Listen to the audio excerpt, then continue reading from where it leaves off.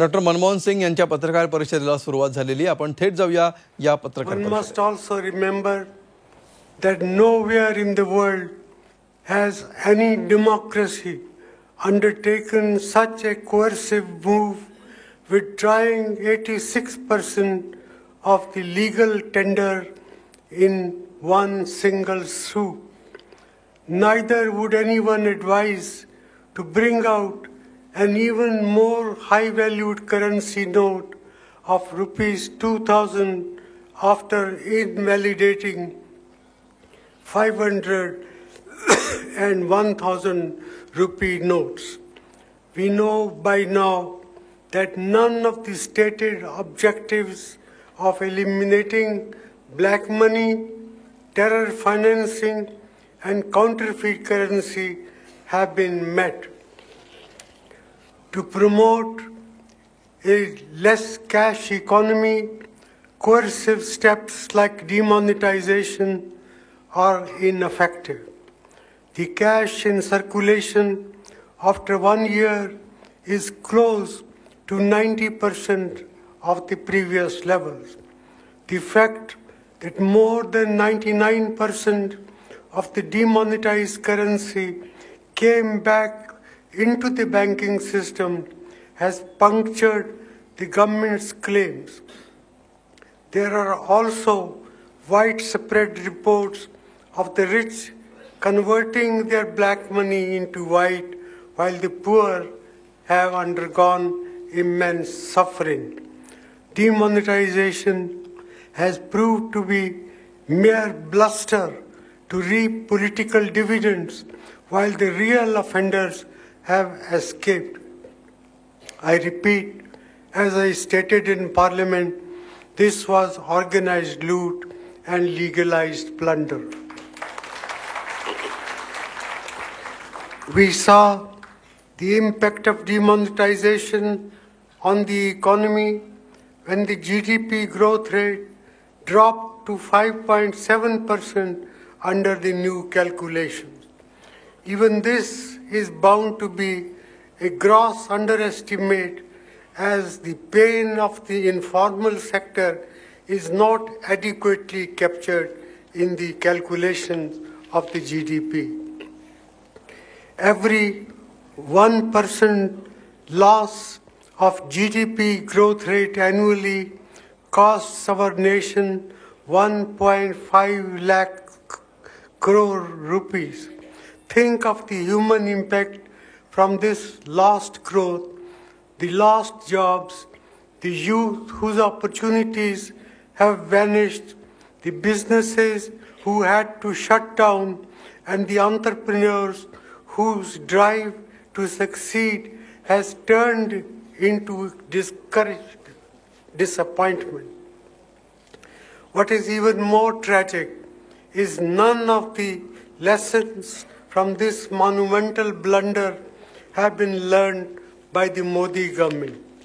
Instead of providing relief, as I had requested in Parliament, to the poor and the marginalized, farmers, traders, and the small and medium businesses who suffered the brunt of demonetization, the government chose to inflict on them a badly designed and hastily implemented GST.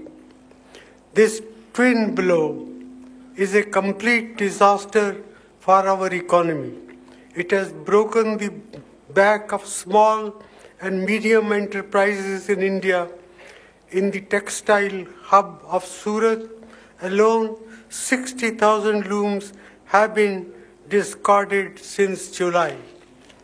At the rate of 35 jobs lost for every 100 looms shut, and an estimate of 21,000 jobs have been lost in just one industrial sector in Surat.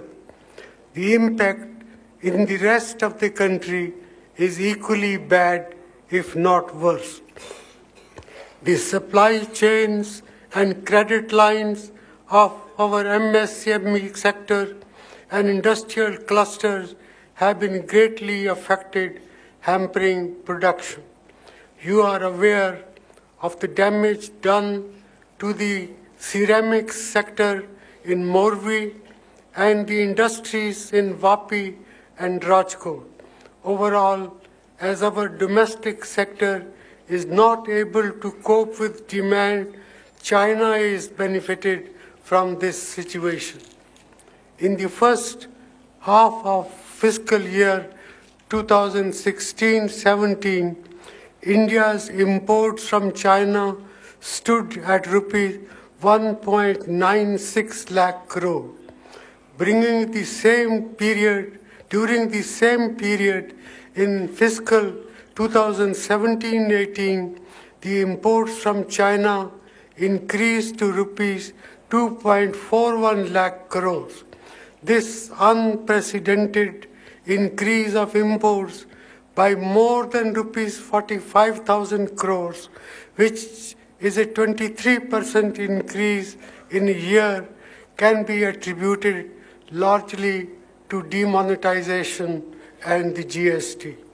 These twin blows damaged India's medium and small manufacturing sector, and our businesses had to run to Chinese imports at the cost of Indian jobs. The goods and services tax, as envisaged in our government's own thinking, was supposed to simplify taxation in the country with a single tax, capped at 18%, to make life easier for our businessmen, both big and small. The current GST is a great departure from that vision.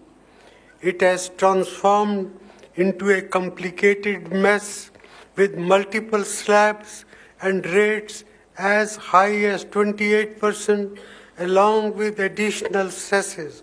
This was done by the government without paying any heed to our advice, both in Parliament and in private consultations. Compliance requirements under the GST have become a nightmare for small businesses. The unending notifications and changes, a repeat of the chaos of demonetization, have caused needless and endless confusion. Along with demonetization, GST has sown a deep-rooted fear of tax terrorism among the business community. At a time when the economy has slowed down considerably, despite favorable global macroeconomic conditions, the fear of tax terrorism has eroded the confidence of Indian business to invest.